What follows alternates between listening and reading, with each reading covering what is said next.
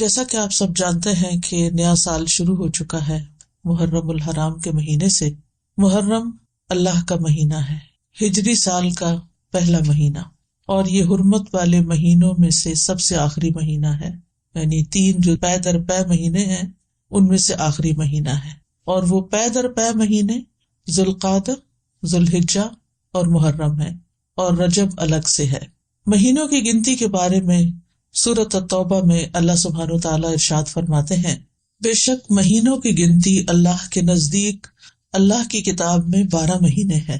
جس دن اس نے آسمان اور زمین کو پیدا کیا، یعنی اس دن سے اللہ نے 12 مہینے بنائے۔ منہا اربعۃ حرم، ان میں سے 4 حرمت والے ہیں، اور ان مہینوں میں خاص طور پر اپنی جانوں پر ظلم نہ کرو، اس کا حکم دیا گیا۔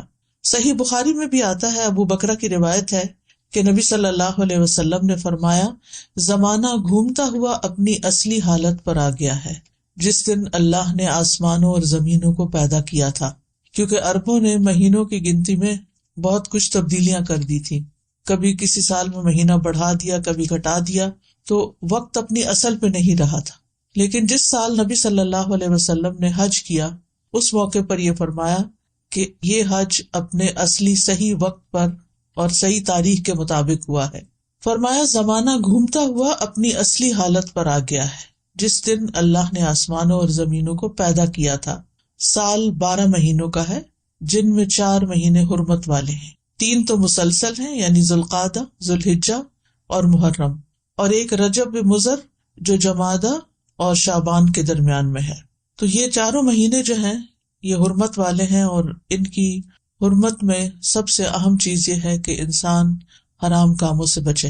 ویسے تو انسان کو پوری زندگی ہی غلط کاموں سے بچنا چاہیے، لیکن اللہ سبحانہ وتعالیٰ نے ہماری یاد دہانی کے لیے، ہمیں شوق دلانے کے لیے بعض مہینوں کو بعض پر فضیلت بخشی ہے، اور پھر ان میں خاص کام کرنے کو کہا ہے، جیسے رمضان میں روزے رکھنے کا حکم ہے، ذوالحجہ میں حج کرنے کا حکم ہے۔ عربوں کے ہاں رجب میں زیادہ تر عمرہ کیا کرتے تھے، لیکن کوئی خاص اس کی ایسی فضیلت تو نہیں ہے۔ اسی طرح یہ جو 4 حرمت والے مہینے ہیں، ان کا جو خاص حکم ہے وہ یہ کہ ان میں اپنی جانوں پر ظلم نہ کرو۔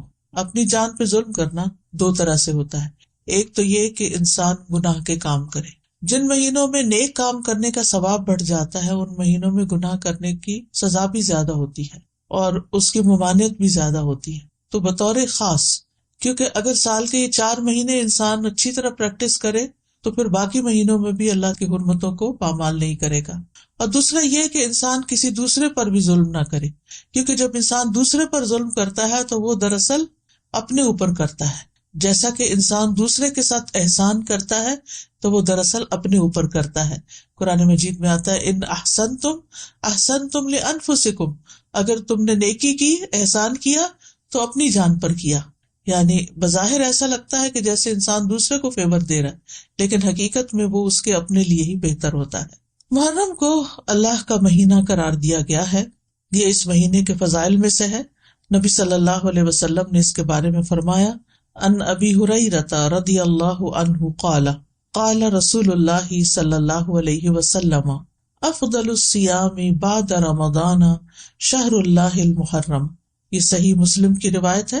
ابو ہریرہ رضی اللہ عنہ کہتے ہیں کہ رسول اللہ صلی اللہ علیہ وسلم نے فرمایا، رمضان کے بعد سب سے افضل روزے اللہ کے مہینے محرم کے ہیں، یعنی اس مہینے میں خاص طور پر روزے رکھنے کا اہتمام کرنا چاہیے، یعنی یہ اس کی خاص عبادت ہے۔ اس مہینے کو شہر اللہ المحرم کہہ کر شرف دیا گیا ہے، یعنی اللہ تعالیٰ نے اس کو اپنی طرف منسوب کیا کہ یہ اللہ کا مہینہ ہے۔ اس سے اس مہینے کے شرف اور فضیلت پر دلیل ملتی ہے۔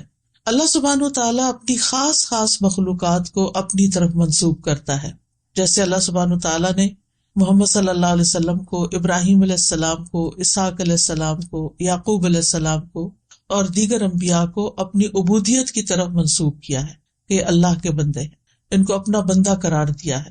اسی طرح خانہ کعبہ کو اللہ تعالیٰ نے بیت اللہ کہا ہے، اللہ کا گھر۔ اسی طرح قوم سمود کی اونٹنی کو اللہ تعالیٰ نے ناقۃ اللہ کہا، اللہ کی اونٹنی۔ تو جس چیز کو اللہ تعالیٰ اپنی طرف منسوب کرے وہ اس کی خاص عزت اور تشریف کی وجہ سے ہوتا ہے، یعنی اس کی خاص امپورٹنس کی وجہ سے ہوتا ہے۔ اگرچہ حرمت والے مہینے 4 ہیں، لیکن ان چاروں میں سے پھر افضل جو ہے وہ محرم ہے۔ حسن بصری رحمت اللہ علیہ کہتے ہیں کہ حرمت کے مہینوں میں سے بھی سب سے افضل مہینہ محرم کا ہے۔ اگر دیکھا جائے تو سال کا آغاز اور اختتام دونوں ہی حرمت والے مہینوں سے ہوتے ہیں۔ حسن بصری کہتے ہیں کہ اللہ نے سال کو حرمت والے مہینے سے شروع کیا، یعنی محرم سے شروع کیا، اور سال کا اختتام بھی حرمت والے مہینے کے ساتھ کیا، یعنی ذوالحجہ کے ساتھ۔ اور پھر اللہ کے نزدیک ہجری سال میں رمضان کے بعد محرم سے زیادہ اور کوئی مہینہ عظمت والا نہیں۔ تو اس سے آپ اندازہ لگا سکتے ہیں کہ اس مہینے کی کتنی فضیلت ہے۔ اور محرم میں سے بھی پہلے 10 دن زیادہ فضیلت کے ہیں۔ سلف صالحین 3 اشروں کی تعظیم کیا کرتے تھے۔ ابو عثمان نہدی رحمہ اللہ کہتے ہیں کہ سلف صالحین 3 اشروں کی تعظیم کرتے تھے: رمضان کے آخری 10 دن، ذوالحجہ کے پہلے 10 دن اور ماہ محرم کے پہلے 10 دن۔ یعنی یہ 3 جیسے دھاکے جن کو کہتے ہیں، یعنی 10 دن پر مشتمل دن، یہ باقی دنوں کی نسبت زیادہ اہمیت کے حامل ہیں۔ حرمت والے مہینوں میں خاص طور پر ظلم کی ممانعت ہے۔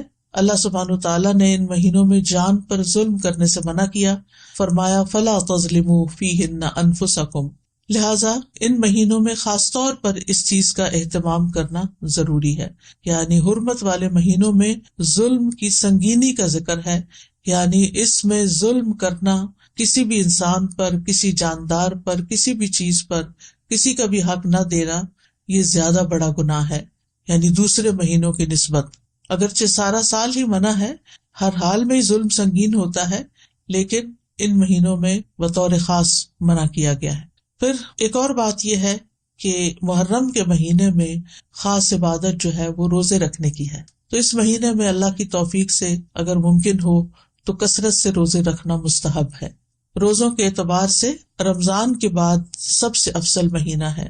صحیح مسلم کی روایت ہے، ابو ہریرہ کہتے ہیں کہ رسول اللہ صلی اللہ علیہ وسلم نے فرمایا، رمضان کے بعد سب سے افضل روزے اللہ کے مہینے محرم کے ہیں۔ ابن رجب کہتے ہیں کہ یہ حدیث اس معنی میں واضح اور صریح ہے کہ رمضان کے بعد نفلی روزوں میں افضل ترین روزے اللہ کے مہینے محرم کے روزے ہیں، اور یہ سب نفلی روزے ہیں۔ فرض روزوں سے پہلے محرم میں روزے رکھے جاتے تھے، پھر جب فرض روزے رمضان میں ہو گئے تو پھر محرم کے روزے جو ہیں وہ نفلی ہو گئے۔ نبی صلی اللہ علیہ وسلم صرف شعبان میں کثرت سے روزے رکھتے تھے۔ عائشہ رضی اللہ تعالی عنہا روایت کرتی ہیں کہ نبی صلی اللہ علیہ وسلم شعبان کے مہینے سے زیادہ کسی اور مہینے میں نفلی روزے نہیں رکھتے تھے، مطلب آپ نے محرم کا سارا مہینہ روزے نہیں رکھے یا شعبان سے زیادہ نہیں رکھے۔ اسی طرح صحیح بخاری کی روایت ہے، ابن عباس کہتے ہیں نبی صلی اللہ علیہ وسلم نے رمضان کے سوا کبھی پورا 1 مہینہ روزے نہیں رکھے۔ تو اگرچہ اس مہینے کے روزے افضل ہیں، لیکن پورا مہینہ رکھنے کی ضرورت نہیں ہے۔ آپ روزے رکھتے حتیٰ کہ کہنے والا کہتا واللہ آپ کبھی افطار نہیں کریں گے، یعنی مسلسل رکھتے چلے جاتے تھے، اور افطار کرتے یعنی چھوڑ دیتے روزے رکھنا حتیٰ کہ کہنے والا کہتا اللہ کی قسم آپ کبھی روزے نہیں رکھیں گے۔ تو اس میں آپ کا جو پیٹرن تھا تسلسل کے ساتھ روزے رکھنے کا، وہ ہمیشہ کے لیے نہیں ہوتا تھا۔ اور یہ کیوں نہیں کیا آپ نے؟ اس لیے نہیں کہ آپ کے اندر طاقت نہیں تھی، اس لیے کہ امت کے لیے مشکل نہ ہو، کیونکہ امت میں بہت سارے لوگ ایسے ہوتے ہیں جو نبی صلی اللہ علیہ وسلم کی ہر بات کو کاپی کرنا چاہتے ہیں، ہر سنت کی پیروی کرنا چاہتے ہیں، تو پھر یہ چیز مشکل ہو جاتی۔ اب سوال یہ پیدا ہوتا ہے کہ نبی صلی اللہ علیہ وسلم محرم کی بجائے شعبان میں کثرت سے روزے کیوں رکھتے تھے؟ علماء کو اس مسئلے میں اشکال ہوا ہے کہ اگر محرم زیادہ افضل ہے تو آپ شعبان میں کیوں زیادہ روزے رکھتے؟ کہ آپ نے صراحت کے ساتھ یہ فرمایا کہ ماہ محرم کے روزے جو ہیں وہ افضل ہیں، تو اس میں بعض علماء یہ کہتے ہیں کہ شاید آپ کو محرم کی فضیلت کا علم زندگی کے آخری ایام میں ہوا، یعنی شروع سے نہیں یہ بات بتائی گئی۔ اور یہ بھی ہو سکتا ہے کہ اس مہینے میں آپ کو کئی عذر پیش آ جاتے تھے جس کی وجہ سے آپ یہ روزے نہیں رکھ سکتے تھے، جیسے سفر ہے یا بیماری کا لاحق ہونا ہے، لیکن چونکہ آپ نے فرما دیا ہے کہ یہ افضل ہے تو بہرحال یہ افضل ہے، یعنی اس مہینے میں روزے رکھنا۔ اور اس مہینے میں سے بھی خاص طور پر 10ویں تاریخ کا روزہ رکھنا۔ جمہور علماء کے نزدیک عاشورہ محرم کا 10واں دن ہے، اور اس دن روزہ رکھنا جو ہے وہ مستحب ہے۔ اور عاشورہ ایک اسلامی نام ہے، جاہلیت میں یہ نام معلوم نہیں تھا، کوئی اسے جانتا نہ تھا، یعنی اس وقت 10 محرم کو عاشورہ نہیں کہتے تھے۔ تو عاشورہ کا روزہ جو ہے یہ مستحب ہے اور اس کی بہت فضیلت ہے۔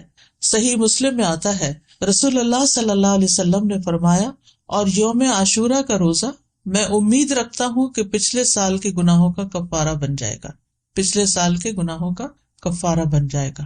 ان یکفر السنۃ التی قبلہ، اب یہ گناہوں میں سے کیا مراد ہے؟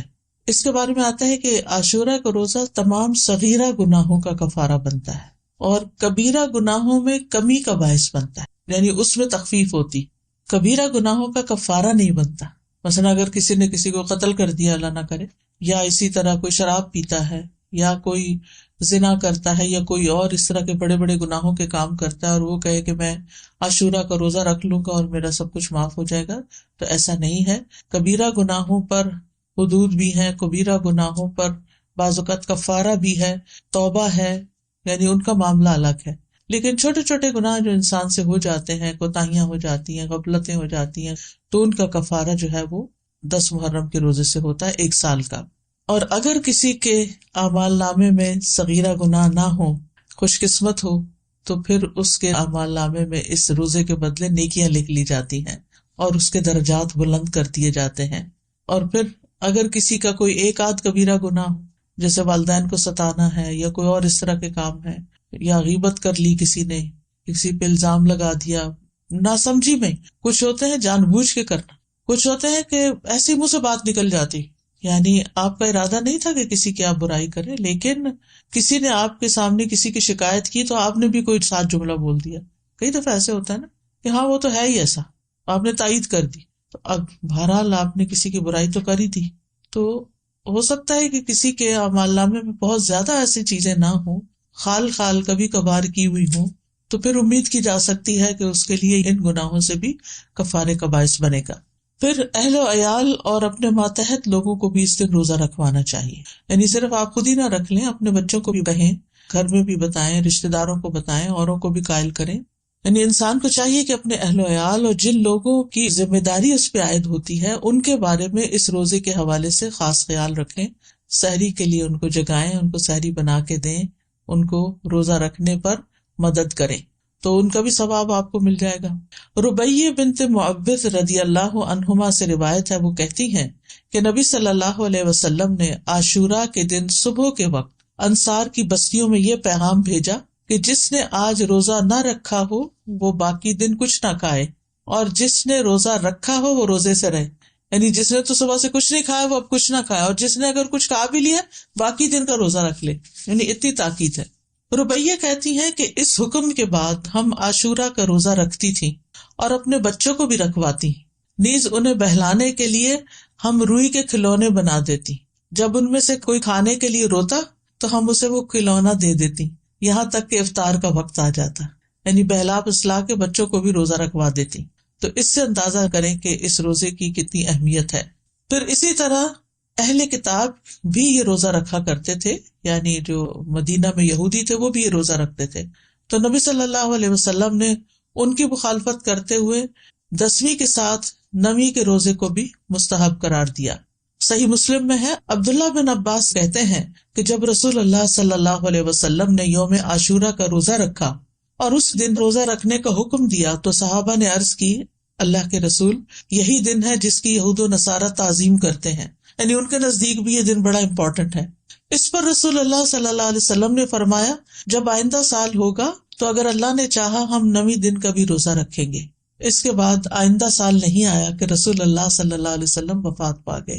دوسری روایت میں یہ الفاظ ہیں، عبداللہ بن عباس کہتے ہیں کہ رسول اللہ صلی اللہ علیہ وسلم نے فرمایا، اگر میں آئندہ سال تک زندہ رہا تو لازماً 9ویں کا روزہ رکھوں گا۔ ابو بکر کی روایت میں ہے، ابن عباس نے کہا آپ کی مراد عاشورہ کے دن سے تھی، یعنی 10ویں کی بجائے 9ویں کا رکھوں گا، یہ بھی مراد لی گئی، لیکن بہتر یہی ہے کہ وہ 10ویں، کیونکہ اس پر آپ کا قول ہے کہ وہ پورے سال کے گناہوں کا کفارہ ہے، اور اس کے ساتھ 9ویں کا روزہ رکھ لیا جائے تاکہ 2 دن ہو جائیں، اور جو 9 محرم کا روزہ نہ رکھ سکے تو وہ 10ویں کے ساتھ 11ویں کا روزہ رکھ لے، اور اس دفعہ تو جمعرات کو روزہ آ رہا ہے 8 کو شاید، پھر اس کے بعد 9ویں کا آ جائے گا، پھر 10ویں کا آ جائے گا، پھر 11ویں کا آ جائے گا، پھر اس کے بعد شاید منڈے آ جائے، پھر اس کے بعد ایام بیز آ جائے، تو جمعرات سے جمعرات تک پورا عشرہ ہی افضل بن جاتا ہے۔ اور اسی طرح چاند کی تاریخ میں غلطی کا اندیشہ ہو تو 3 دن روزہ رکھ لیں، 9، 10، 11 کو رکھ لیں، تو اس بات میں کوئی رکاوٹ نہیں کہ 10ویں تاریخ کے بارے میں احتیاط برتی جائے۔ بعض اوقات اختلاف مطالعے کی وجہ سے لوگ کنفیوژن کا شکار ہوتے ہیں، آپس میں جھگڑتے ہیں، آج 9ویں ہے یا آج 10ویں ہے، آج کیا ہے کیا نہیں۔ تو ایسی صورت میں اگر انسان ایک دن پہلے کا روزہ بھی رکھ لے تو کوئی حرج نہیں۔ بعض علماء کے نزدیک عاشورہ کے روزے کے 3 مراتب ہیں۔ پہلا، 3 دن روزے رکھنا، مرتبہ کا مطلب یہ کہ بلند درجہ ہے، 9ویں، 10ویں اور 11ویں کا روزہ رکھنا، اور اس بارے میں ایک ضعیف روایت بھی بیان کی جاتی ہے، اور بعض سلف صالحین سے بھی وارد ہوا ہے کہ وہ احتیاط کے طور پر ایسا کرتے تھے۔ دوسرا درجہ کیا ہے؟ 9ویں اور 10ویں کا روزہ رکھنا۔ اکثر احادیث اس کی تائید کرتی ہیں، اور اسی کے بارے میں سنت وارد ہوئی، جیسے میں نے پہلے حدیث بتائی آپ کو۔ اور تیسرا ہے صرف 10ویں کا روزہ رکھنا، اور ایسا کرنا جائز ہے، مکروہ نہیں ہے۔ یعنی جن کو اللہ تعالیٰ توفیق دے تو وہ اعلیٰ درجے کا کام کرے، 3 دن روزہ رکھے، 9ویں، 10ویں، 11ویں۔ جو 3 نہیں رکھ سکتے وہ کم از کم 2 دن کا رکھیں، 9ویں، 10ویں کا رکھیں، یا 10ویں، 11ویں کا رکھیں، اور جن کے لیے بہت ہی مشکل ہے وہ کم از کم 10ویں تاریخ کا روزہ ضرور رکھ لیں۔ یہ بات واضح کرنا اس لیے ضروری ہے کہ اگر کوئی 9 اور 10 کا نہیں رکھ سکتا، صرف 10 کا رکھ رہا ہے، تو اس پر نکیر نہ کی جائے، اس کو برا بھلا نہ کہا جائے، یا یہ نہ کہا جائے کہ تم نے غلط کیا۔ یہ غلط نہیں ہے، یہ درجے اور مرتبے ہیں۔ اسی طرح 10 محرم اگر جمعہ یا ہفتہ کو آ رہی ہو تو اس ایک دن کا روزہ رکھنا بھی جائز ہے۔ خالی جمعے کو اکیلا کر کے روزہ رکھنا عام طور پر پسندیدہ نہیں، لیکن اگر محرم کا روزہ اس تاریخ کو آ رہا ہے، عاشورہ کا روزہ، تو پھر جمعے کے دن بھی رکھا جا سکتا ہے۔ پھر اسی طرح اگر فرض روزوں کی قضا باقی ہو، عموماً یہ کہا جاتا ہے نا کہ اگر آپ کے اوپر فرض روزے ہیں تو پہلے وہ پورے کریں پھر نفل پہ آئیں، لیکن اس روزے کی فضیلت کی وجہ سے آپ اس دن کا روزہ رکھ لیں، پھر اس کے بعد باقی قضا پوری کر لیں۔ یعنی فرض کی قضا سے پہلے خاص دن کا نفلی روزہ رکھنا جائز ہے، یہ ہے مسئلہ۔ یعنی اگر کسی نے ابھی فرض پورے نہیں کیے تو نفلی سے محروم نہ رہے۔ یہ روزہ اس لیے رکھنا چاہیے کہ یہ خاص دن کا روزہ ہے، جبکہ رمضان کے روزوں کی قضا کی جو مدت ہے اس میں بہت وسعت ہے، اس کی بریکٹ بڑی ہے۔ بعض علماء کے نزدیک عاشورہ کے روزے کو فرض کی نیت سے رکھا جا سکتا ہے، یعنی قضا بھی رکھی جا سکتی ہے، یعنی 9ویں 10ویں کا اگر وہ قضا کے اس میں رکھ سکتا ہے، لیکن یہ بعض کی رائے ہے۔ وہ کہتے ہیں کہ قضا صحیح ہوگی اور ساتھ ہی 10ویں تاریخ کو روزہ رکھنے کا ثواب بھی ہو جائے گا۔ یہ شیخ ابن عثیمین کا فتویٰ ہے، ان کے خیال میں ایسا کیا جا سکتا ہے، لیکن افضل یہی ہے کہ عاشورہ کا روزہ نفل نیت سے ہی رکھا جائے، فرض کو اس میں مکس نہ کیا جائے، اور 10ویں کے علاوہ جو باقی دن ہیں ان میں اپنے قضا روزے ادا کر لے انسان۔ لیکن 9 اور 11 کا روزہ قضا کی نیت سے رکھنا جائز ہے، سمجھ گئے؟ یعنی 10ویں کا روزہ قضا کی نیت سے نہ رکھے، لیکن 9ویں اور 11ویں کا رکھ لے، کیونکہ 9ویں اور 11ویں کے روزے کی کوئی خاص فضیلت نہیں بتائی گئی۔ پھر اسی طرح حالت سفر میں اگرچہ روزہ رکھنا منع ہے، لیکن اگر مشقت نہ ہو تو عاشورہ کا روزہ سفر میں بھی رکھا جا سکتا ہے، یعنی اگر آپ ٹریول کر رہے ہیں تو بھی آپ روزہ رکھ سکتے ہیں۔ لیکن حائضہ اور نفاس والی عورت کے لیے عاشورہ کا روزہ رکھنا منع ہے، جیسے رمضان کے روزے رکھنا منع ہے۔ رمضان کے روزوں کی قضا ہے لیکن عاشورہ کے روزے کی قضا نہیں ہے، یعنی اگر کسی خاتون سے عاشورہ کا روزہ چھٹ گیا ہے شرعی عذر کی وجہ سے، پیریڈز کی وجہ سے یا نفاس کی وجہ سے، تو ایسی صورت میں اس کو محرم کے کسی اور دن عاشورہ کا روزہ رکھنے کی ضرورت نہیں ہے۔ محرم کے روزے ویسے ہی افضل ہے تو وہ روزہ رکھ لے۔ ابو موسیٰ سے روایت ہے، وہ کہتے ہیں رسول اللہ صلی اللہ علیہ وسلم نے فرمایا، جب آدمی بیمار ہوتا ہے یا سفر کرتا ہے تو وہ جس قدر عبادات بحالت اقامت اور دوران صحت میں کرتا تھا اس کے لیے وہ سب لکھ دی جاتی ہیں۔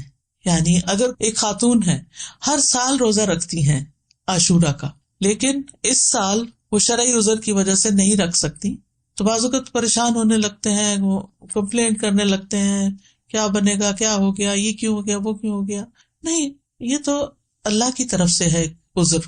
کوئی بھی خاتون خود اپنے ایام تو نہیں شروع کر سکتی، تو ایک فطری طریقہ ہے، اور اس کو اپنے وقت پر ہی جب اللہ کا حکم ہوتا ہے شروع ہونا ہوتا ہے، تو ایسی صورت میں اس کو یہ تسلی رکھنی چاہیے کہ میں نے صحت کی حالت میں جو روزے رکھے ہیں، انشاءاللہ اگر اس دفعہ میں عذر کی وجہ سے نہیں رکھ سکتی تو اللہ تعالیٰ مجھے اس کا بھی اجر دے دے گا۔ اس سے ایک بات یہ پتہ چلتی ہے کہ صحت کی حالت میں انسان کو جتنی نیکیاں ہو سکے کر لینی چاہیے، تاکہ بیماری کے دنوں میں ان کا اجر لکھا جاتا رہے۔ یعنی انسان کو صحت کی حالت میں نیکیوں کا حریص ہونا چاہیے، اپنے معمولات بنانے چاہیے۔ یہ نہیں ہے پیزرلی کبھی کچھ کر لیا کبھی کچھ کر لیا، نہیں۔ جیسے انسان کوشش کر کے جیسے تہجد کی عادت ڈالے، صلاۃ الضحیٰ کی عادت ڈالے، دن میں اذکار کرنے کی عادت ڈالے، اپنی تلاوت کی عادت ڈالے، یعنی ہر روز ایک مخصوص حصہ جو ہے ورد یومی جس کو کہتے ہیں، وہ ہر صورت اپنا ادا کرنے کی کوشش کرے، نمازوں کے بعد کی سنتوں کی پابندی کرے۔ تو پھر اگر وہ بیمار ہو جاتا ہے اور بیٹھ کے نماز پڑھ رہا ہے اور اشاروں سے پڑھ رہا ہے تو انشاءاللہ جو وہ اپنی صحت کے دنوں میں جیسے وہ پڑھا کرتا تھا اس کے مطابق اس کو اجر مل جائے گا۔ تو صحت کو بیماری سے پہلے غنیمت جانے اور اس میں اچھی عادتیں اپنائیں، دینی اعتبار سے بھی سستی نہ کریں کہ انسان اور کاموں میں لگا رہے اور نمازوں کی پرواہ نہ کرے یا عبادات سے غافل رہے اور صرف دنیا کے پیچھے بھاگتا رہے۔ نہیں، عام دنوں میں، صحت کے دنوں میں انسان پابندی کرے تاکہ اس کا اجر محفوظ ہو جائے، کیونکہ اگر کوئی زندہ رہتا ہے تو بڑھاپا تو آنا ہی آنا ہے اور بڑھاپے کی کمزوریاں بھی لاحق ہونی ہے۔ یہ الگ بات ہے کہ کچھ لوگوں کو اللہ سبحانہ وتعالیٰ ایسی توفیق دیتا ہے کہ وہ بڑھاپے میں بھی اپنی عبادت جاری رکھتے ہیں، بلکہ وہ جوانی سے بھی زیادہ اس میں عبادت کرتے ہیں کہ اب فرصت ہو گئی، فراغت ہو گئی، اور یہ اللہ ہی کی توفیق سے ہوتا ہے۔ تو عام دنوں میں جو کی جانے والی عبادت ہے اس کو انسان شوق سے کرے، تو پابندی کے ساتھ کرے، چھوٹی چھوٹی باتوں پر ان چیزوں کو چھوڑ نہ دے۔ عاشورہ کا روزہ پہلے فرض تھا، بعد میں اس کی فرضیت منسوخ ہو گئی تھی، مستحب ہو گیا تھا۔ حضرت عائشہ کہتی ہیں کہ رمضان کے روزے فرض کیے جانے سے پہلے رسول اللہ صلی اللہ علیہ وسلم عاشورہ کے روزے کا حکم دیا کرتے تھے۔ اس کے بعد جب رمضان کا مہینہ فرض کر دیا گیا تو جو چاہتا عاشورہ کے دن روزہ رکھ لیتا اور جو چاہتا نہ رکھتا۔ نبی صلی اللہ علیہ وسلم نے اس دن کو روزہ رکھنے کو پسند کیا، اسی لیے اس کو مستحب کہا جاتا ہے، پسندیدہ کہا جاتا ہے۔ معاویہ بن ابی سفیان کہتے ہیں، میں نے رسول اللہ صلی اللہ علیہ وسلم سے اس دن کے بارے میں سنا، آپ فرما رہے تھے یہ عاشورہ کا دن ہے، اللہ نے تم پر اس کا روزہ فرض نہیں کیا، میں روزے سے ہوں، تم میں سے جو اس کا روزہ رکھنا پسند کرے وہ روزہ رکھے اور جو روزہ نہ رکھنا چاہے وہ نہ رکھے۔ یعنی نفلی روزہ ہے، اس لیے اگر کوئی نہیں رکھنا چاہتا تو میں اس کو پابند نہیں کرتا۔ تو فرض فرض ہے اور نفل نفل ہے، لیکن آپ جانتے ہیں کہ نوافل کے ادا کرنے سے بھی انسان اللہ کی محبت پاتا ہے۔ پھر ایک اور روایت کے مطابق آپ نے اس دن روزہ رکھنے کے بارے میں لوگوں کو اختیار دیا تھا۔ صحیح مسلم میں ہے، عبداللہ ابن عمر رضی اللہ عنہ سے روایت ہے کہ اہل جاہلیت عاشورہ کے دن کا روزہ رکھتے تھے اور رسول اللہ صلی اللہ علیہ وسلم اور مسلمانوں نے بھی رمضان کی فرضیت سے پہلے اس کا روزہ رکھا۔ اس کے بعد رمضان فرض کر دیا گیا تو رسول اللہ صلی اللہ علیہ وسلم نے فرمایا عاشورہ بھی اللہ کے دنوں میں سے ایک دن ہے، جو چاہے اس کا روزہ رکھ لے اور جو چاہے چھوڑ دے۔ لیکن یہ یاد رکھیے کہ عرفہ کا روزہ عاشورہ کے روزے سے افضل ہے۔ ابھی پچھلے مہینے جو عرفہ کا روزہ رکھا گیا تھا، 9 تاریخ کا روزہ، وہ 2 سال کے گناہوں کا کفارہ ہے، جبکہ محرم کا روزہ جو ہے وہ 1 سال کے گناہوں کا کفارہ ہے۔ اس کی حکمت کے بارے میں کہا جاتا ہے کہ 10ویں محرم کا روزہ موسیٰ علیہ السلام کی طرف منسوب ہے اور عرفہ کا روزہ نبی صلی اللہ علیہ وسلم کی طرف منسوب ہے۔ جیسا کہ آپ جانتے ہیں کہ موسیٰ علیہ السلام کو اللہ تعالیٰ نے اس دن فرعون سے نجات دی تھی جب وہ سمندر پار کر آئے تھے بنی اسرائیل کے ساتھ، تو اس کے لیے شکرانے کے طور پر بنی اسرائیل اس کا روزہ رکھا کرتے تھے۔ اور یہ ہماری شریعت کے خصائص میں سے ہے کہ نبی صلی اللہ علیہ وسلم کی طرف جو چیز منسوب ہو، آپ کی برکت کی وجہ سے اس کا اجر زیادہ کر دیا جاتا ہے۔ ویسے بھی اس امت کے اجر باقی امتوں کے مقابلے میں زیادہ ہے۔ اسی طرح کچھ اور وجوہات بھی بتائی گئی ہیں، اور یہ کہا جاتا ہے کہ عرفہ کا دن جو ہے وہ حرمت کے مہینوں میں سے درمیانی مہینے میں، اس سے پہلے بھی حرمت والا مہینہ، اس کے بعد بھی۔ یہ ایک رائے ہے۔ ایک قول یہ ہے کہ 10ویں محرم کو اللہ نے موسیٰ علیہ السلام پر اپنی نعمت کو مکمل کیا، انہیں ان کے دشمن سے نجات دی، اور عرفہ کے دن اللہ نے اپنے رسول محمد صلی اللہ علیہ وسلم پر رسالت مکمل کر کے ان پہ انعام فرمایا۔ الیوم اکملت لکم دینکم واتممت علیکم نعمتی ورضیت لکم الاسلام دینا۔ اور دین میں حاصل ہونے والی مکمل نعمت جسم میں حاصل ہونے والی مکمل نعمت سے زیادہ افضل ہے۔ یعنی بنی اسرائیل کو نعمت ملی تھی جسمانی آزادی کی، جو فرعون نے ان کو غلام بنا رکھا تھا، اور محمد صلی اللہ علیہ وسلم کی امت کو کامل دین ملا اس دن. تو دین جو ہے وہ جسم سے افضل ہے. دینی نعمتیں، روحانی نعمتیں جسمانی نعمتوں سے افضل ہوتی ہیں، لیکن ہم عام طور پر جسمانی نعمتوں کے حصول کے لیے زیادہ کوشش بھی کرتے ہیں اور زیادہ ایکسپرٹیز حاصل کرتے ہیں. پھر اسی طرح اس مہینے کے روزے ہوں یا عرفہ کا روزہ ہو یا رمضان کا روزہ ہو، روزوں کے اپنے جسمانی اور نفسیاتی فوائد ہیں، اور بعض اوقات انسان کی عقل سے باہر ہے. کوشش ہمیں یہی کرنی چاہیے کہ کوئی مہینہ ایسا نہ گزرے کہ جس میں ہم کم از کم ایک روزہ نہ رکھیں یا 3 دن کے روزے نہ رکھیں، کیونکہ ہر مہینے میں 3 دن کے روزے جو ہیں وہ سینے کا وحر دور کرتے ہیں. عمرو بن شرحبیل سے سنن نسائی کی روایت ہے، نبی صلی اللہ علیہ وسلم سے کہا گیا کہ ایک آدمی ہمیشہ روزے رکھتا ہے. آپ نے فرمایا کاش وہ کبھی کھانا نہ کھاتا اور مر جاتا. یعنی پسند نہیں کیا نا آپ نے اس بات. لوگوں نے عرض کیا 2/3 دنوں کے روزے کیسے ہیں؟ 2/3 یعنی ایک مہینے کا 2/3. آپ نے فرمایا یہ بھی بہت زیادہ ہے. انہوں نے کہا نصف دنوں کے. آپ نے فرمایا یہ بھی زیادہ ہے. 2/3 نے 20 دن روزے، اور 1/3 10 دن کے روزے. پھر فرمایا میں تمہیں وہ روزے نہ بتاؤں جو سینے کا کینہ، دل کے مفاسد دور کرنے کے لیے کافی ہیں. ہر ماہ میں 3 دن کے روزے. تو ہر ماہ میں 3 دن کے روزے ایام 20 کے روزے ہو سکتے ہیں، یا آپ سوموار جمعرات میں سے کوئی ہر ہفتے ایک کر کے، ویسے تو 4 ہفتے بنتے ہیں لیکن 3 ہفتے لے لیجئے اور ایک روزہ ان دنوں میں سے کسی دن رکھ لیجئے. ہر مہینے کے 3 روزوں کا جو اجر ہے وہ بہت زیادہ ہے. زمانے بھر کے روزوں کا اجر لکھا جاتا ہے، یعنی ایک روزہ 10 کے برابر ہے. 10 دن یعنی مہینے میں 3 عشرے ہوتے ہیں نا، تو آپ نے 3 روزے رکھے تو وہ 3 عشروں کے برابر ہو گئے. تو سارا سال آپ ایسا کر رہے ہیں تو گویا آپ پوری زندگی روزے سے ہی ہیں. پھر یہ کہ نفس سے شیطان کے وسوسے کو ختم کرتا ہے. سبحان اللہ. روزہ جو ہے یہ وحر دور کرتا ہے. یہ جو وسوسے ہمیں ستاتے ہیں نا، بعض اوقات نعوذ باللہ اللہ تعالیٰ کے بارے میں کوئی ایسی بات ذہن میں ڈال دیتا ہے، کوئی رسول اللہ صلی اللہ علیہ وسلم کے بارے میں، دین کے بارے میں، قرآن کے بارے میں، انسانوں کے بارے میں. شیطان کا تو کام ہی وسوسے ڈالنا ہے. من شر الوسواس الخناس الذی یوسوس فی صدور الناس من الجنۃ والناس. تو روزہ رکھنے سے شیطان کے وسوسوں سے نجات ملتی ہے. شیطان جسم میں خون کی طرح دوڑتا ہے، تو جب ہم زیادہ کھاتے پیتے ہیں، ہماری سرکولیشن زیادہ ہوتی ہے تو اس کی بھی ایکٹیویٹی زیادہ ہوتی ہے. اور جب ہم روزہ رکھتے ہیں تو وہ رگیں تنگ ہوتی ہیں اور شیطان کو تنگی ہوتی ہے، تو وہ اپنا کام بہتر طور پہ نہیں کر سکتا. پھر اسی طرح یہ بھی آتا ہے کہ یہ روزے دار کے دل کو کینے، بغض سے اور عداوت سے پاک کر دیتے ہیں. بعض اوقات انسان اپنے آپ سے ہی پریشان اور تنگ ہوتا ہے کہ کچھ لوگوں کے بارے میں اس کے دل میں جو غصہ یا غضب ہوتا ہے وہ نکلتا نہیں. اسی ہفتے ہم نے سورۃ محمد میں اللہ یخرج اللہ اضغانکم، ضغن کی بات پڑھی اور ضغن کی تعریف بھی پڑھی کہ ایسی نفرت جو انسان دل سے نہ نکال سکے، یعنی وہ دل کے اندر رہے. کسی انسان نے کبھی زندگی میں آپ سے کوئی زیادتی کر لی، انسان ہونے کے ناطے زیادہ ہی زیادتی کر لی، اب وہ آپ کو کبھی بھولتی نہیں، اور آپ بار بار اپنے آپ کو یہ یاد دلاتے ہیں میں تو اس کو کبھی بھول نہیں سکتی، اس کو میں نہیں بھول سکتی، یہ تو میرے حافظے سے جاتا ہی.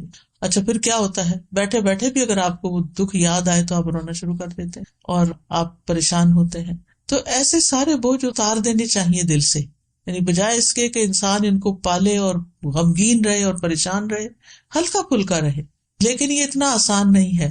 اس میں ایک تو یہ ہے کہ انسان اپنے آپ کو پازیٹیو اسٹروکس دے کہ میں نے معاف کر دیا، میں معاف کر دوں گی، میں اپنے دل سے نکال دوں گی، مجھے اس سے کچھ لینا دینا نہیں، مجھے اس کا بدلہ نہیں لینا، میں اس کو معاف کر رہی ہوں، اللہ مجھے معاف کر دے، میں اپنے دل سے نکال رہی ہوں.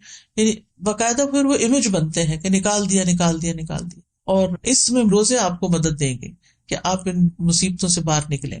پھر یہ روزے دل کو نرم کرتے ہیں، سختی ختم کرتے ہیں، پریشانی اور کدورت کو دور کرتے ہیں، سینے کو خوشی سے بھر دیتے ہیں.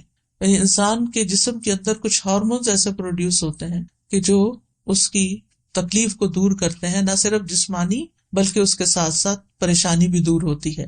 دل کے غم اور رنجیدہ ہونے کا مؤثر علاج ہے. یعنی جس کا دل اکثر غمگین رہتا ہو، اٹھتے بیٹھتے کبھی کسی کی یاد ستائے، کبھی کسی کا رویہ ستائے، تو اس کو یہ پریکٹس شروع کرنی چاہیے، یعنی روزے رکھنے چاہیے. اب تو بہت سی اس پہ تحقیقات بھی ہو چکی ہیں کہ بہت سے جسمانی امراض کے لیے، فزیکل ایلمنٹس کے علاج کے لیے روزے جو ہیں یہ بہت فائدہ دیتے ہیں. خاص طور پر 3 روزے مہینے کے جو ہیں سینے کا وحر دور کرتے ہیں، وسوسہ، کینہ، عداوت، غصہ، کڑنا، جلنا، دل کی سختی، کدورت، یہ ساری چیزیں رفع دفع ہو جاتی ہیں ان روزوں کی برکت سے۔ امام سیوطی جو ہیں وہ نسائی کی شرح میں وحر الصدر جو ہے اس کے بارے میں کہتے ہیں کہ النہایہ ایک لغت کی کتاب ہے، اس کے مصنف کہتے ہیں یعنی یہ کینے اور وسوسے سے وحر ہوتا ہے۔ ایک قول ہے یہ کینہ اور غصہ ہوتا ہے، ایک قول ہے کہ اس سے مراد عداوت ہے، ایک قول ہے اس سے مراد شدید ترین غصہ ہے۔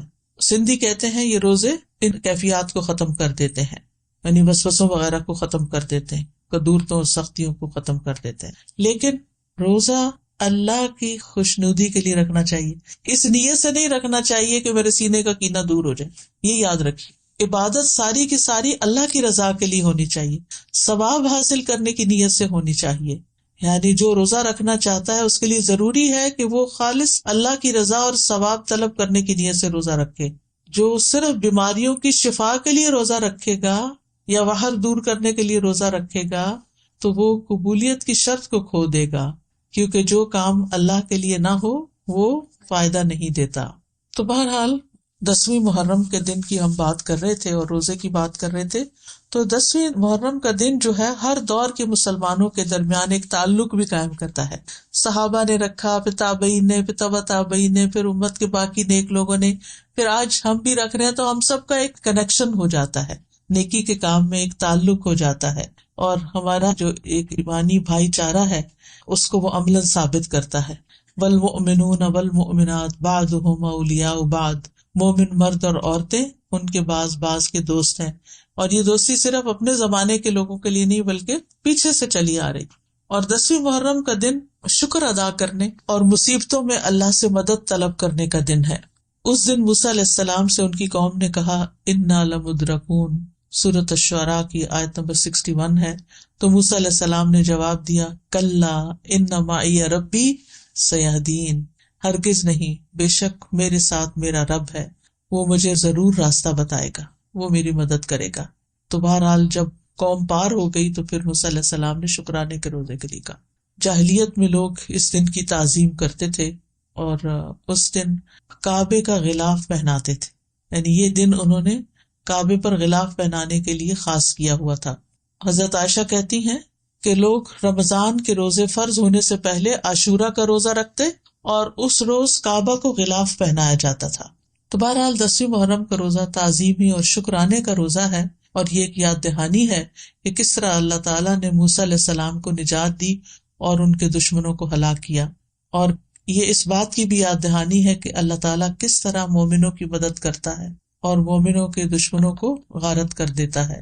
اس مہینے میں کچھ بدعات وغیرہ بھی رائج ہیں، اور کچھ لوگوں نے اس مہینے کو حضرت حسین رضی اللہ تعالیٰ عنہ کے ساتھ خاص کر دیا ان کی شہادت کے واقعے سے۔ ان کی شہادت تو بعد میں ہوئی، اور یہ جتنی باتیں میں نے آپ کو بتائی ہیں یہ ان سے پہلے کی ہی ہمارے دین میں موجود ہیں۔ تو ہمیں یہ دیکھنا چاہیے کہ شہادت جو ہے وہ حضرت عمر کی بھی ہوئی ہے، حضرت عثمان کی بھی ہوئی ہے، حضرت علی کی بھی ہوئی ہے، حضرت حسین رضی اللہ عنہ کی بھی ہوئی ہے، ان کے گھر والوں کی بھی ہوئی ہے، اور بھی امت میں بہت سے لوگوں کی ہوئی۔ جنگ بدر میں کچھ لوگ شہید ہوئے، جنگ احد میں بہت سے لوگ شہید ہوئے۔ تو شہادت تو ایک بہت اعلیٰ درجے کا مقام ہے، اور جو اللہ تعالیٰ کے پاس شہید ہو کر پہنچتے ہیں یستبشرون بنعمت من اللہ، وہ اللہ کی نعمتیں جو ان کو وہاں ملتی ہیں ان پر خوش ہوتے ہیں۔ تو اس لیے ہمیں ان کے لیے دعا کرنی چاہیے، لیکن دین میں ایسے کام نہیں کرنے چاہیے جو نبی صلی اللہ علیہ وسلم نے نہیں کیے، بلکہ ان سے منع بھی کیا۔ آپ صلی اللہ علیہ وسلم نے فرمایا وہ شخص ہم میں سے نہیں جو اپنے رخسار پیٹے، کپڑے پاڑے اور جاہلیت کی باتوں کی طرح باتیں کرے۔ مومن مصیبت کے وقت صبر کرتا ہے، اجر کی نیت رکھتا ہے، تقدیر پہ راضی رہتا ہے۔